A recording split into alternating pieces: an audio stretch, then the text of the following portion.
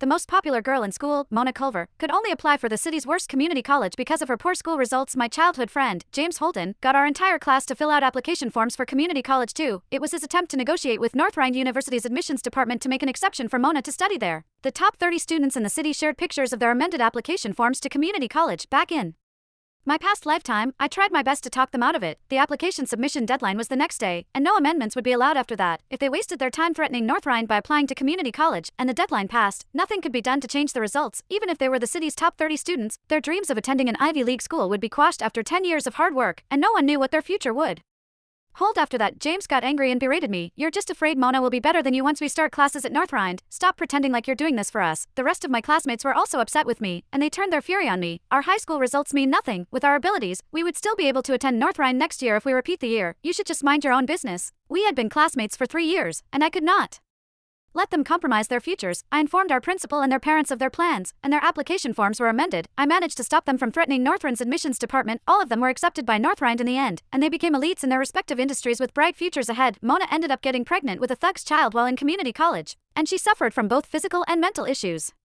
She fell into deep depression and even attempted suicide several times. James broke down when he learned the truth, and he blamed it all on me. He worked with our classmates to fabricate evidence that I committed plagiarism, and they poisoned my drink. Even my parents were burned to death by a patient from a mental hospital. When I was reborn into this lifetime, I saw James change our group chat's name into Fight for True Love. Let's go to North Rhine together. I left the group without hesitation and blocked everyone's numbers. Chapter: When I was poisoned and on my deathbed, Mona Culver arrived by my bedside with reporters in tow. She cried sadly. When every classmate of mine was willing to give up going to North Rhine, the country's top university, Celeste Somner insisted on reporting this issue. Because of her, I ended up in community college instead. Celeste used to bully me back in high school because she always thought I was stupid. She would look at me condescendingly whenever I had questions about our homework and insult me, telling me that a girl with an IQ like mine should just quit school and marry a man. When I started at community college, she was jealous of me when she found out James Holden had a crush on me, so she paid some hooligans to assault me. Regardless, we were still classmates, so it makes me so sad to hear about her getting poisoned. Mona's sadness touched the internet, and a huge discussion erupted online. Which is more important, a person's character or their education level? Our classmates came forward as witnesses, backing up Mona's story. They claimed that Mona had always maintained good results, but she had accidentally gotten food poisoning before her final exam, which affected her usual standard of performance. The local education department held a last-minute meeting and decided to make an exception for her, giving her a spot in college.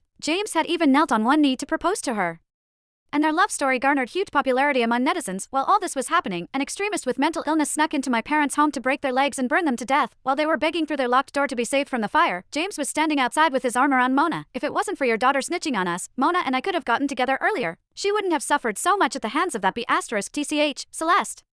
Either Mona and I should have reunited in North Rhine, but we were forced to be apart for such a long time because of your daughter's doing. Your family deserves to die like this."